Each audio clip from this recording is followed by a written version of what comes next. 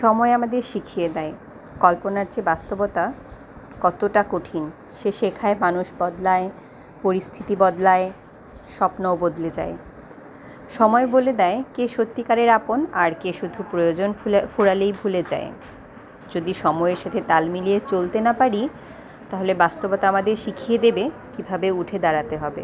একদমই তাই, উঠে দাঁড়ানোটা আসলে নিজেকেই শিখতে হবে, কারণ নিজের পরিস্থিতিটা তো নিজেই ভালো বুঝতে পারি। জীবনে যত ঝড় ঝাপটা যা কিছুই আসুক, আমরা চাই আমরা একসাথে থাকি, ভালো থাকি। তো সবাই আমাদের জন্য দোয়া করবেন। তো আমরা গিয়েছিলাম আসলে একটু বাহিরে ঘুরতে। ওই যে বললাম, সময়ের সাথে সাথে অনেক কিছু বদলে যায়, কিন্তু এই যে বাহিরের প্রকৃতির কাছে যদি নিজেকে বিলিয়ে দেওয়া যায়, তাহলে সেই বদলগুলো জীবনে এসে খুব একটা প্রভাব ফেলে না, মানে খারাপ প্রভাব ফেলে না। জীবনে সবশেষে একটু আনন্দ খুঁজে নেওয়া যায়। এটাই তো অনেক কিছু। অর্থ, বৃত্ত, এগুলো তো ক্ষণিকের, এই আছে তো এই নেই, কিন্তু নিজের মনের যে ভালো লাগার যে খোরাকটা, সেটা আজীবন স্মৃতির পটে থেকে যায়। তো আমরা চেষ্টা করি আমাদের সময়গুলোকে, বাচ্চাদেরকে নিয়ে এই যে ছোট ছোট মুহূর্তগুলো ফ্রেমে বন্দি করে রাখতে আর আপনাদের সাথে শেয়ার করতে।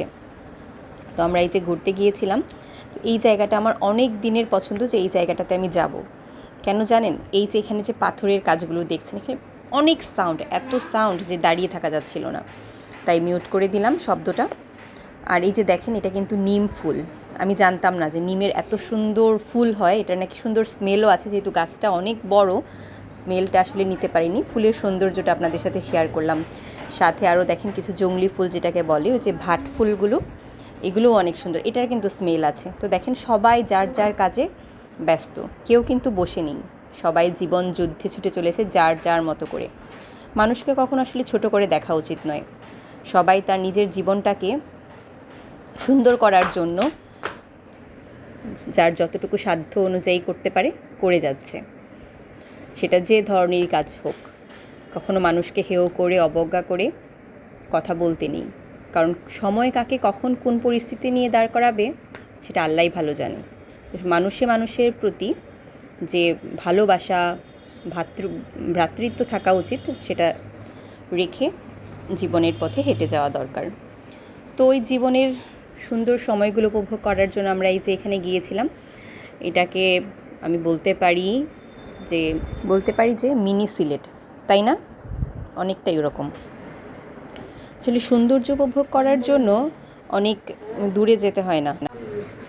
আপনার ঘরের সামনে এরকম অনেক সৌন্দর্য আছে যেটা কিনা আমরা দেখতে পারি না।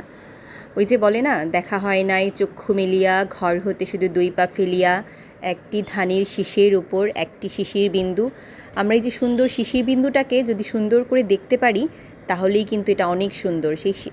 সেটা না করে আমরা অনেক টাকা অর্থবিত্ত খরচ করে দূর দূরান্তে চলে যাই সৌন্দর্য উপভোগ করার জন্য। আসলে সৌন্দর্য উপভোগ করার জন্য খুব বেশি দূর যেতে হয় না, আমাদের চোখের সামনেই অজস্র সৌন্দর্য রয়েছে। ধন্যবাদ সকলকে।